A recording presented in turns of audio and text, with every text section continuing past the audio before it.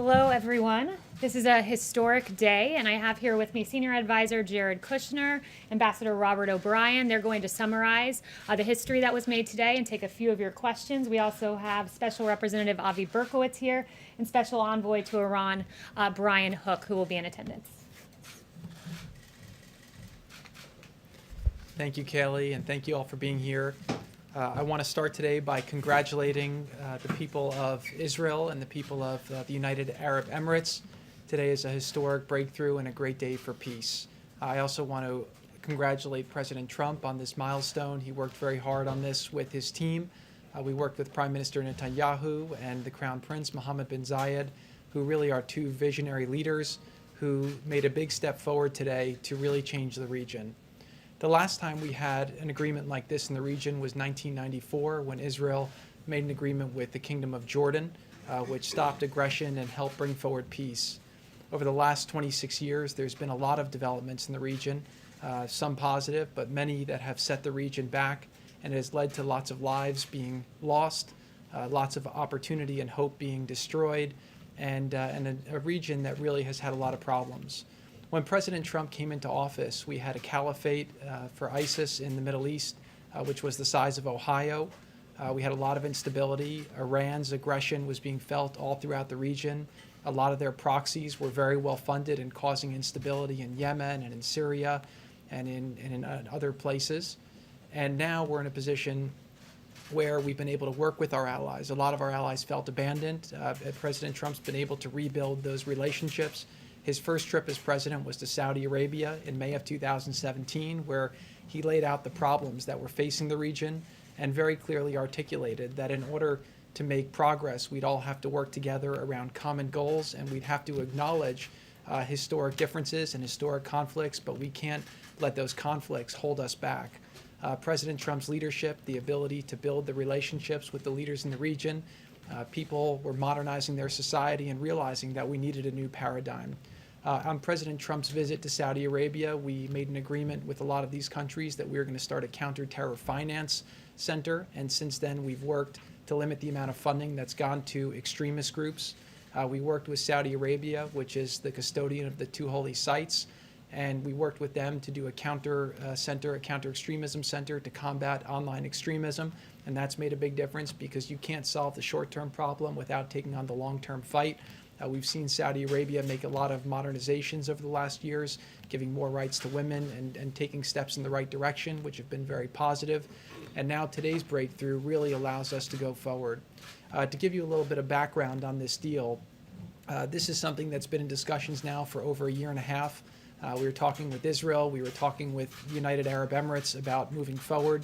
Obviously, because of the Israeli elections and because of some other things that were happening in the region, this is something that was talked about but never really got to the right place for it to happen. As you know, with deals happen when deals are ready, and peace deals are very rare and very historic, and there's a lot of reasons why people would be held back from moving forward. What we saw was when the president rolled out his vision for peace, which we worked very hard on for a couple of years to really try to understand the issues in the region between the Israelis, the Palestinians. He put forward 180 pages of detail on how we can address the issues of the past, but also figure out how to move forward. During that acknowledgement, President Trump was able to get Israel to agree to have a two-state solution with the Palestinians, and for the first time in history to agree to a map that outlined the territory that they would be willing to work with in order to see that happen. That showed a lot of people in the region that Israel was serious about really moving forward and making peace, and also showed them that President Trump's leadership and diplomacy could make things happen that hadn't happened previously. What happened is, as Israel was discussing with us, providing, taking Israeli law and sovereignty to areas of the West Bank and applying it. We were having these discussions, and over the last 6 weeks, the discussions between UAE and Israel started accelerating around this being a potential different path. We all saw Ambassador Oteba's op-ed that came out that said that he thought applying Israeli sovereignty to these areas would be detrimental to the region. And a new option was created that was discussed that ultimately both countries thought was a much more viable option to go forward. Israel's agreed to suspend those efforts at this time, And as a result, we're going to focus on bringing these two countries together. This is really a historic breakthrough, and it shows that President Trump's leadership from the Riyadh speech till today, you see a much different Middle East than what he inherited, and hopefully there's a lot more good things to come. This is an icebreaker between these two countries. This is the first Arab country to normalize relations with Israel in a long time, 26 years since Jordan. And what we're going to hopefully see from there is more countries start to do the same. The final thing I'll just say is that here in America, the biggest threat that we saw in the last campaign was really two things. One was ISIS. The caliphate was growing. We were seeing journalists being beheaded. We were seeing people burnt in cages. And the threat of ISIS was something that was very scary to a lot of Americans and needed to be stopped. The instability was providing a place for extremists to plan attacks, to plan all kinds of terrible things, and the extremists were trying to radicalize the next generation. One of the biggest excuses that extremists use to radicalize the next generation is the mosque and the Al-Aqsa Mosque, and saying that it's being threatened, and the fact that Muslims aren't able to pray there. This deal will allow for flights from Dubai and Abu Dhabi to Tel Aviv, which will allow Muslims a real entree to come and visit Israel peacefully and to come and pray at the mosque with whatever frequency they deem appropriate. This is a big breakthrough. As people go there and pray and see that this is available, they'll share it with their friends, and they'll share the experiences. They'll share pictures of it on Instagram and Facebook and Twitter, and people throughout the world will see that the mosque is safe and that all people are welcome there. So this is a really great step forward for the region, a great step forward for the country, and a great step forward for the world. And again, I just want to really compliment the three leaders who worked very hard to make this possible. Prime Minister Netanyahu of Israel, the Crown Prince Mohammed bin Zayed of Abu Dhabi, and President Trump here in America. Thank you.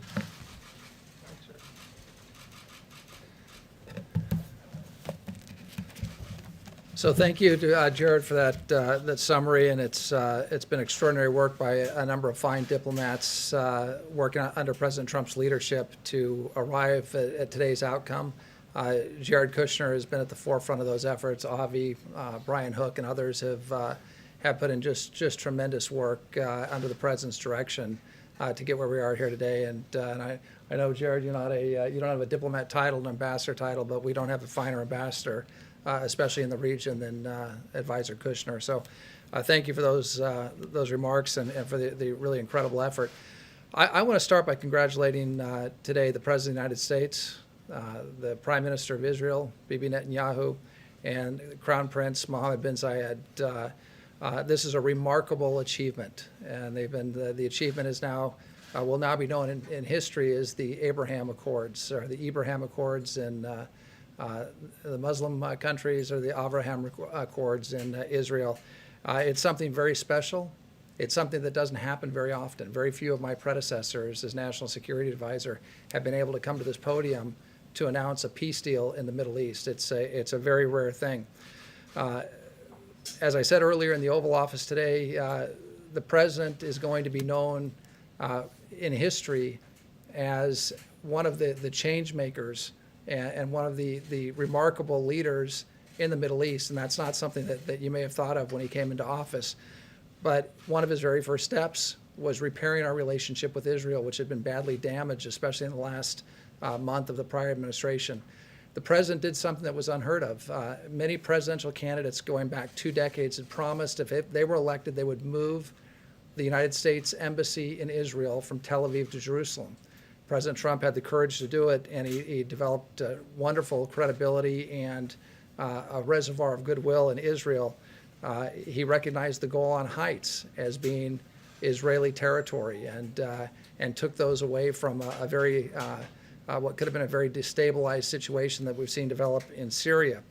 He destroyed the physical caliphate of ISIS, which Jared had said was the size of Ohio. It stretched across the Middle East, and terror reigned because of the caliphate. He brought justice to al-Baghdadi, who had killed so many Americans, Sotloff and Mueller and Kasich and Foley.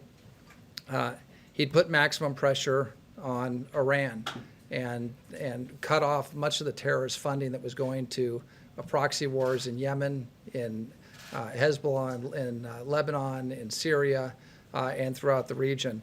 And today we have the Abraham Accords. And he's brought peace to the Middle East, at least peace between the UAE and Israel. And what I have said is the president is often noticed as the greatest deal maker, and he wrote the book The Art of the Deal, and he's considered a great deal maker, which he is. But I think history is going to remember the president for being a great peacemaker. He brought peace to Israel and the UAE. He has signed his diplomats signed a historic accord in Afghanistan. And I want to remind people that we haven't had an American casualty in combat in Afghanistan since February 29th. He used his offices and his pressure to stop Idlib from being overrun in Syria, and brought a ceasefire agreement when Turkey had invaded northern Syria. A lot of people said that when he came into office that there'd be war in North Korea, but through personal diplomacy, has kept that situation from turning into a kinetic event. So it's really remarkable, I think, when you step back and take a look at what this president has done on the peace front. And it wouldn't surprise me. It'll take some time in this environment, but it wouldn't surprise me if the president's eventually nominated for a Nobel Prize for today's work is an example of why he would be rightly considered and should be a front runner for the Nobel Peace Prize. So I also want to compliment the courageousness of Mohammed bin Zayed, the Crown Prince. You know, there have been two other great Arab leaders, King Hussein in my lifetime, King Hussein and Anwar Sadat, who made peace with Israel. And now Mohammed bin Zayed enters that pantheon of great, courageous Arab leaders. And I want to compliment Prime Minister Netanyahu in Israel, who was under tremendous pressure to extend Israeli law and sovereignty to portions of the country, but has stepped up against that political pressure to make peace, something that may have been politically popular, but he put the interest of his country and his people first. And so I think we've got some very courageous leaders that worked with the president to come to today's tremendous historic accord. Stepping back from what does this mean beyond the historic idea of a major Arab country making peace with Israel all these years after 1948, it makes sense on so many different levels. The UAE and Israel are both capable security partners of the United States and close partners of ours in the region, standing up to Iran, standing up to Islamic extremism. The peace agreement between these two countries will encourage and foster cooperation in those efforts. These are very innovative countries. Israel is called the startup nation, and for those of you who've been there, you feel like you're driving through Palo Alto, through half the country. The UAE is also a very innovative country. Putting those two nations together is going to create a dynamic of innovation and creativity in the region, and both countries are populated by incredibly dynamic people. There are tremendous opportunities that are going to arise from this agreement. Jared talked about the idea of Arab pilgrims and Muslim pilgrims going to the Al-Aqsa Mosque, going up to the Mount and having the opportunity to pray in peace in Israel. As you know, the president has made religious freedom, especially religious freedom in the Middle East, a centerpiece of his foreign policy. And this is a great step towards fulfilling the idea that the three great faiths that came from the Holy City, Christianity, Judaism, and Islam, will be able to pray and interact peaceably together in that beautiful city of Jerusalem. Tourism, with Abu Dhabi and Dubai and the other Emirates have become meccas for tourism, especially before the Chinese virus, the COVID virus. Israel is a great land for tourism. That'll expand trade between the UAE and Israel, which both have incredible economies. And again, as we recover from COVID, this agreement will help the economies of those countries and the countries in the region expand. And I think you're going to see an increase in jobs in all three countries as a result of these accords.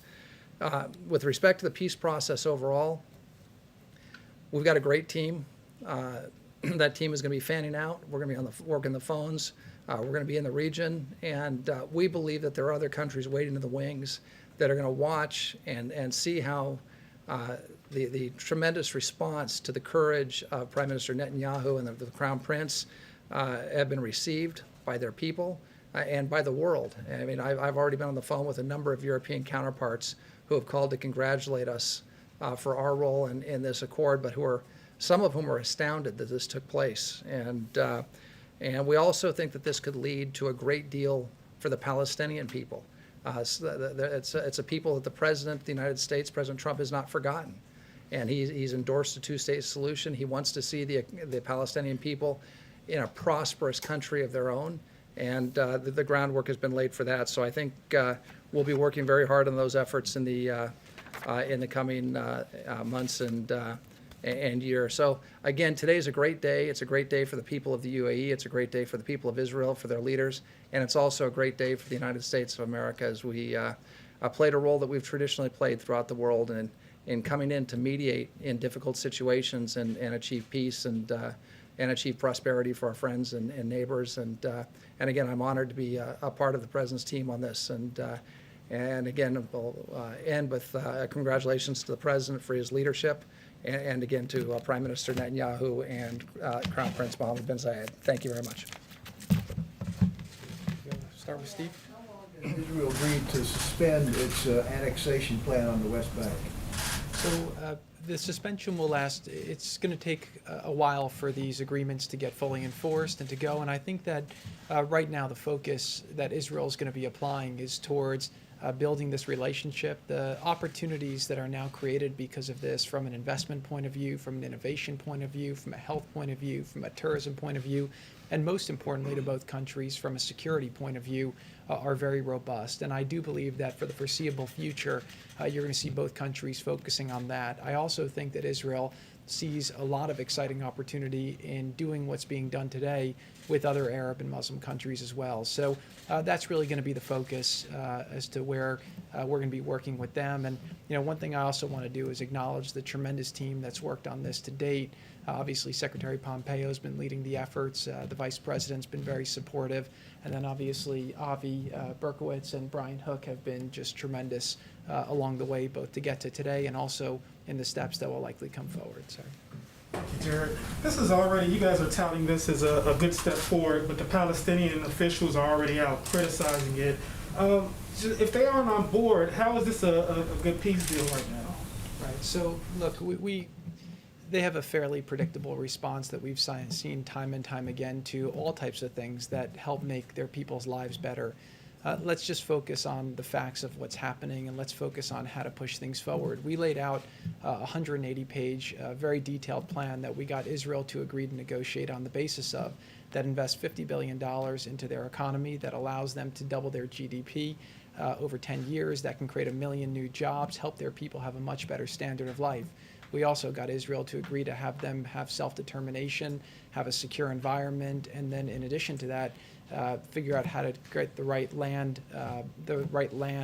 outcome where we can go forward. So, look, I think that a lot of people in the region are seeing that we can't wait for the Palestinian leadership to try and resolve this. Every country is going to do what's in their best interests, what's in the region's best interests, and we have big problems in the world, and we can't be stuck in the past. We have to be moving forward. Now, I will just say that a big part of what motivated the UAE to move forward at this time and take the risk that they're taking is the notion that they didn't want to see Israel take the provocative action of applying sovereignty to areas of the West Bank, which hopefully allows more space to the Palestinian leadership to come to the table and make a deal. So I don't know if it will happen tomorrow. I don't know if it will happen next month. I don't know if it will happen next year.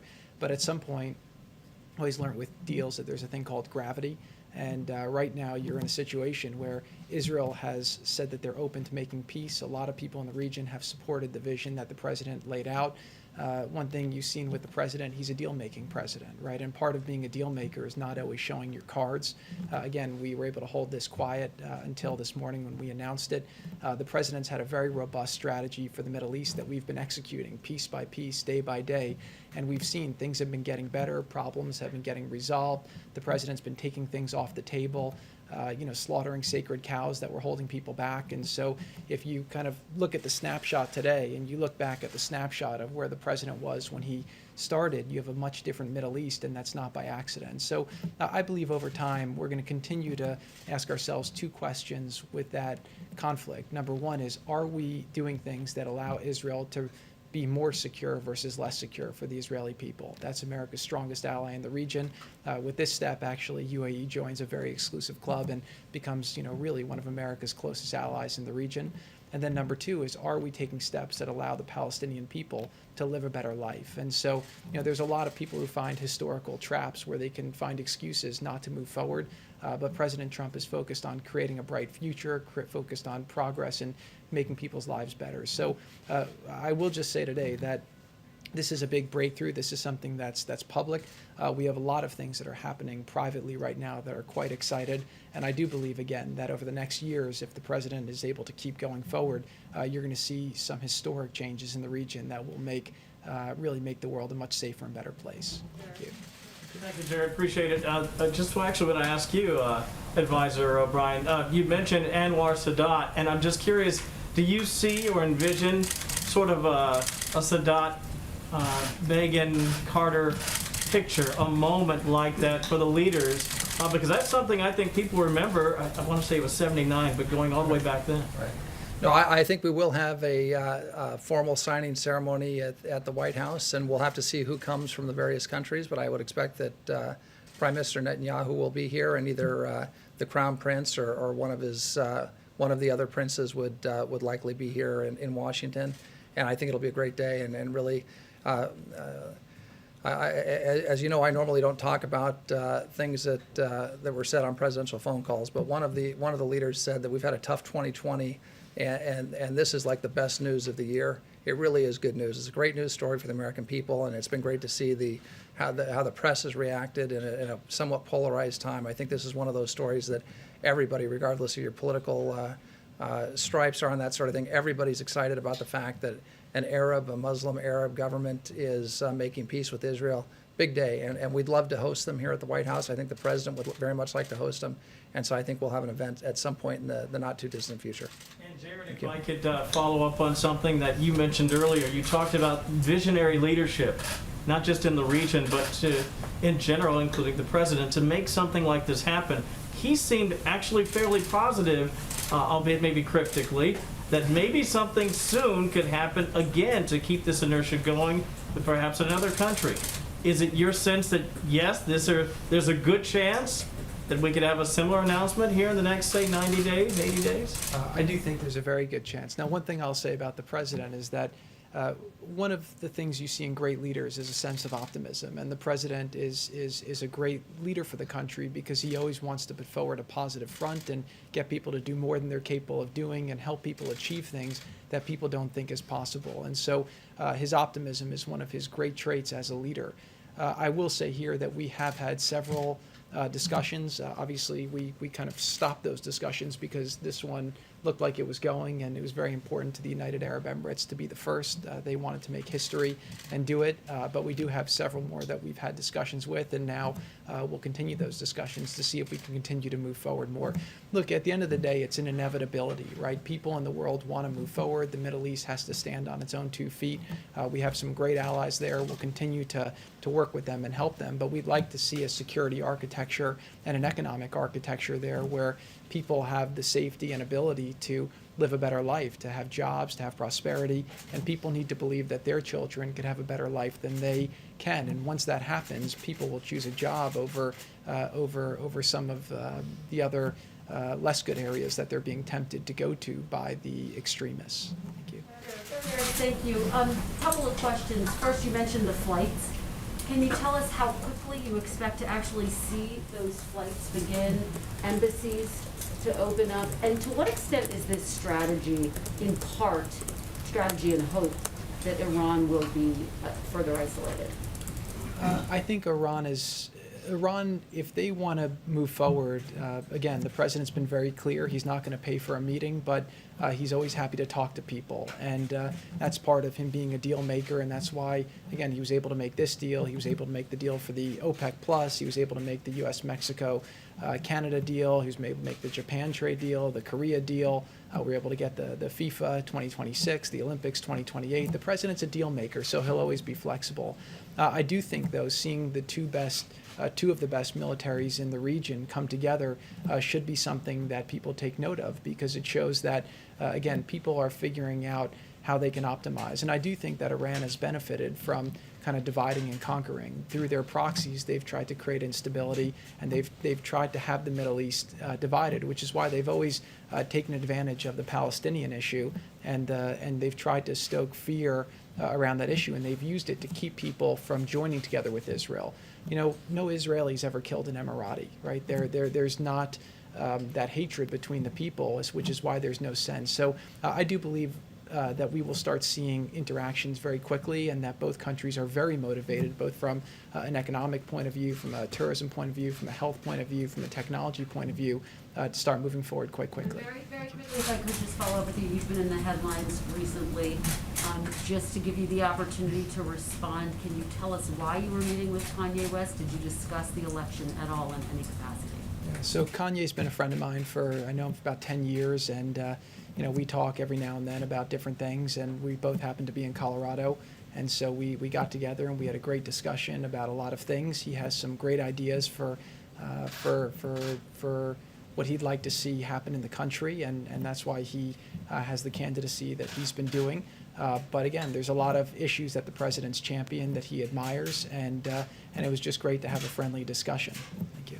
Just to follow up on Steve's question, Netanyahu just did a live address tonight, and he said, we received a request to wait temporarily on annexation from President Trump. He said it's a temporary postponement. It is not removed from the table. I'm telling you that. So how long is temporary? Because you said it could be a long time. And did you get guarantees that they will adhere to that? Somewhere between a long time and a short time. That's what temporary means. But that's important for them to know how long temporary is. He's saying it's not off the table. It's not canceled. It's only being postponed. Look, our discussions with the Prime Minister have been very extensive over the last 3.5 years. We have a lot of trust between Israel and America. We've done a lot of historic things together. The people of Israel trust President Trump to make the right decisions that are in the best interests of Israel's security and prosperity. And obviously, Prime Minister Netanyahu and President Trump have a very close relationship. I believe that they will not take action to move forward unless we have an understanding between America and Israel that it's the right action at the right time. And again, you know, it's not like a binary thing to move forward or not. There's a lot of details. There's a lot of things that need to be considered. And we had a lot of those discussions over the coming months, and then obviously put those discussions on hold as this came about. So I imagine at some point in the future, this is something that will be discussed. But today's a great day. This is a big breakthrough. This is a game changer for Israel. It's a game changer for the Middle East, and it's a game changer for the world. So I think for the time being, people are going to focus on that and focus how to optimize from that tremendous opportunity. Yes, if I could follow up on this. Can I just? Did you discuss the campaign, his campaign, with Kanye West? We had a general discussion more about policy. Jared, let me ask you about a different deal, one here in Washington. Democrats, Republicans are $2.5 trillion apart, it seems. From your view, do you believe it's possible right now of a phase 4 deal coming together? Working with President Trump for the last 5 years on the campaign and through government, I would just say that with President Trump, anything's possible. So you never know. The president's accomplished a lot of things that people thought would never be accomplished. But to comment specifically on the deal, I'll leave that up to the negotiators. Since we seem to have exhausted questions on this topic, I'm going to pass it back to Haley. Thank you. Earlier, this is part of the deal of isolating Iran. The administration recently revised a UN Security Council resolution to extend the arms embargo on Iran. It is now shorter. It's lost a lot of tough language on Iran, but still, there's still a danger of veto from Russia and China. So some observers are saying that the administration is risking losing face if you can't get support over this deal. Can you comment on that? Well, the first thing is we're always going to do the administration is always going to do the right thing, and President Trump is always going to do the right thing, whether it's losing face or there's a Russian veto or a Chinese veto. If the Chinese or the Russians veto the continuation of the arms embargo and want to start sending arms to Iran and destabilizing the region, that's on them, and that's not on us. So we're always going to take the right position, and not worry about what the Russians or what the Chinese might do at the UN. If we did that, if we worried about that all the time, we'd get nothing done at the UN. We also have other tools that we'll use to deal with Iran to make sure that arms don't flow into Iran, that there's not further destabilization of the region. There are tools that we can use diplomatically, and there are other tools that we have. And nobody in the region wants to see Iran on the receiving end of a bunch of Russian MiGs or Chinese missiles or Chinese drones. The region's made that very clear. We've made that very clear. Israel's made that very clear. So I don't think that's in the interest of anyone in the world. It's not in the interest of global peace and security and prosperity. So we're going to continue to prosecute our case at the UN, and we're going to hope for the best. I hope the Russians and the Chinese do the right thing. They should do the right thing. And if they don't do the right thing, well, we've got backup steps that we'll take. Whether you also support the snapback option? Snapback's certainly one of the tools that we could use, and that's something we're looking at very closely. And look, what we're focused on right now is the vote to extend the arms embargo. We'd like a clean rollover of the arms embargo. We'd like to see our allies get behind it. We'd like to see the Russians and Chinese get behind it. I just can't imagine any leader anywhere in the world who thinks it's a good idea to put advanced armaments in the hands of the Ayatollah and his regime, especially in today's Middle East. I mean, that just makes zero sense whatsoever. So hopefully the countries at the UN, the Security Council, will do the right thing. They'll roll over the arms embargo and keep it in place. But if that doesn't happen, we'll take steps necessary, and one of those steps could be snapback. Thank you. Thank you very much to Senior Advisor Jared Kushner and Ambassador O'Brien. And I will take a few of your questions on other matters, if you have any. Yes, Deborah. Oh, thank you, Kayleigh. The president has written memoranda that give 5 states 100% of reimbursement for their National Guard costs dealing with the coronavirus. A number of governors are trying to get on that list too, including Nevada Governor Steve Sisolak. Have you had a chance to set up a time for them to talk? And the National Governors Association says that the criteria for being one of those states that gets 100%, not 75%, aren't clear. Can you tell me, how do you make the cut where you're 100% and not 75%? So first, let me note that in March, President Trump became the first president to authorize use of the National Guard under Title 32 status with 100% cost share. The president supports the men and women of our National Guard. This is a rarely used tool, but the president was willing to take this decisive action. 75% of the cost share is still giving states tremendous, unprecedented support, and states can utilize their coronavirus relief fund dollars to cover the remaining 25% if they need to. Specifically, a few states made direct cases to the president, and he obliged to support them at 100%, but I won't go state by state as to where things stand. Can you explain why some states would? Yes. Question about payroll tax and the president's comments yesterday. What did he mean by when he said he was going to terminate the payroll tax? And a secondary question, if he's reelected, what should Americans believe about his commitment to Social Security? Yeah, he has unwavering commitment to Social Security, making sure that it is fully funded and that our seniors are taken care of. I've heard him express that privately and publicly a myriad of times. What he was meaning yesterday is that he wants permanent forgiveness of the deferral. He's, of course, deferred the payroll tax to the end of the year, and he wants to make that a permanent forgiveness of the deferral come next year, because it's very important for specifically low and middle income Americans, since it's a regressive tax. In the long term, though, does he think that the payroll tax should go away?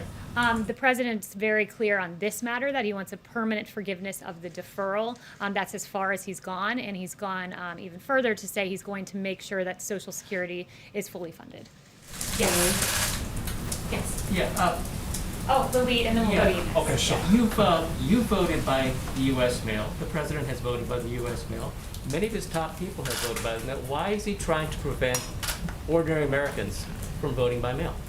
So first, let me note, I've voted absentee. The president's voted absentee. He's always been for voting absentee for a reason.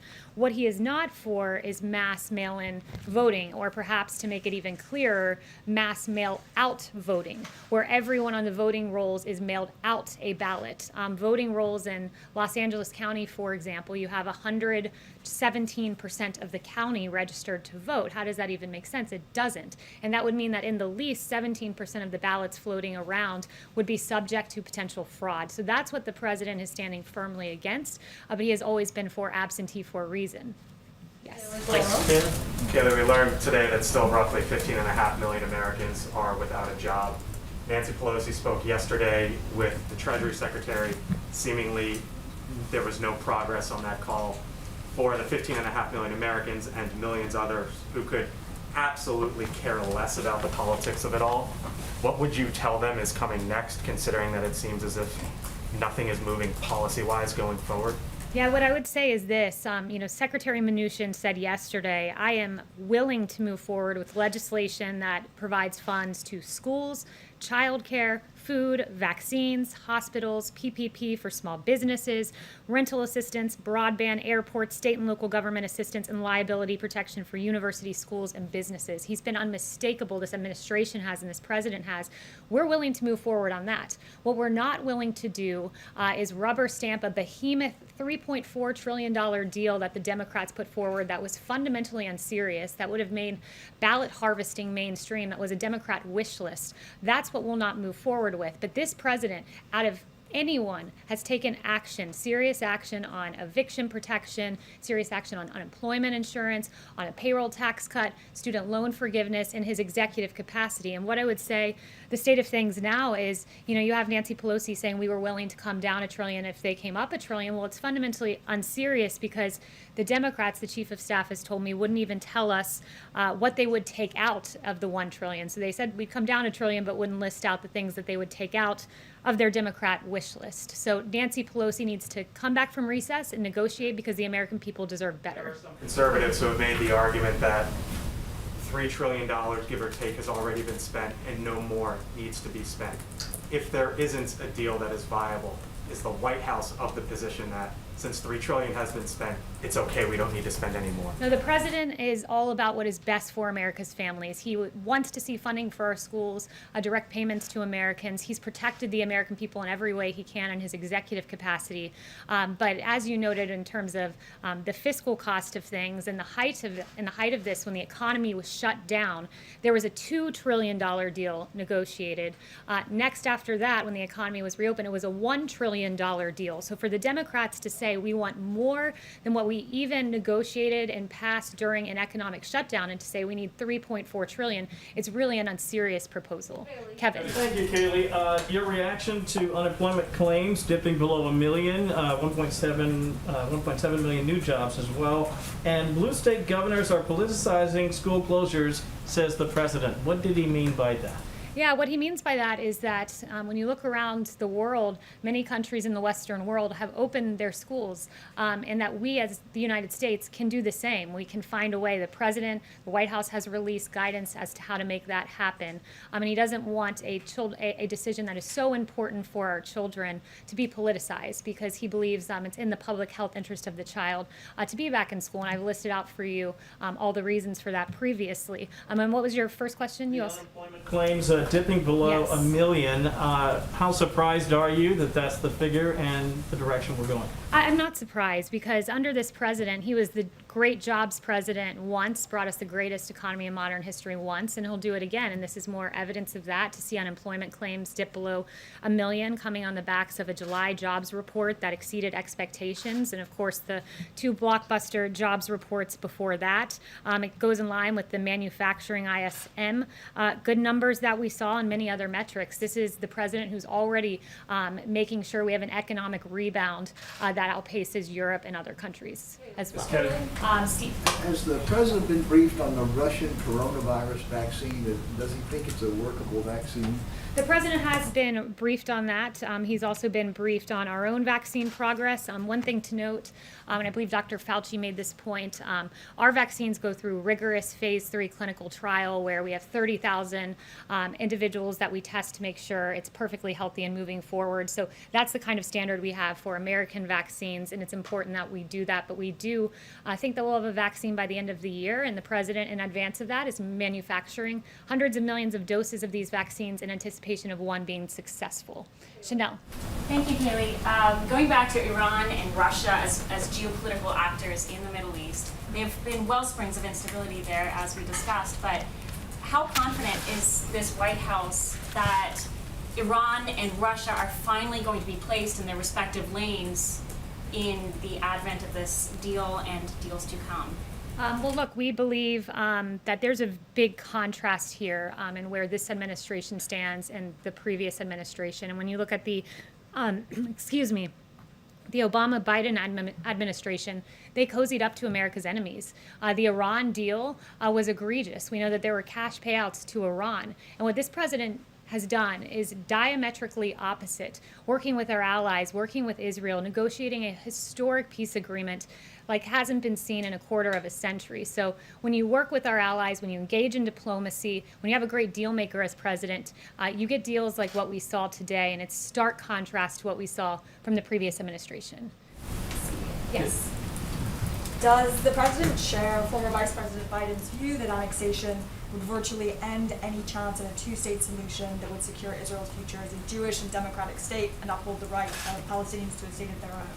Yes, so I'm not going to go any further into the state of Middle East peace. I'd refer you to NSC on that, but today we're focusing on the historic agreement that's been made. Yes. Was the president aware about these 2,000 letters between him and Chairman Kim that apparently are going to be published in the new Bob Woodward book? Did he sign off on that? I haven't even looked into that or spoken to him about that. We're focused today on providing relief to the American people and the historic deal. Mario. Thank you, Kayleigh. Will the president's executive order on WeChat block Apple from distributing that app on their platform? And if so, what does the administration say about concerns that it could be kneecapping an American company and diminishing its competitiveness? So the only remarks I have for you today on TikTok and WeChat are this. The president, he signed those 2 executive orders exercising his authority under the International Emergency Economic Powers Act to address the threats posed by TikTok and WeChat.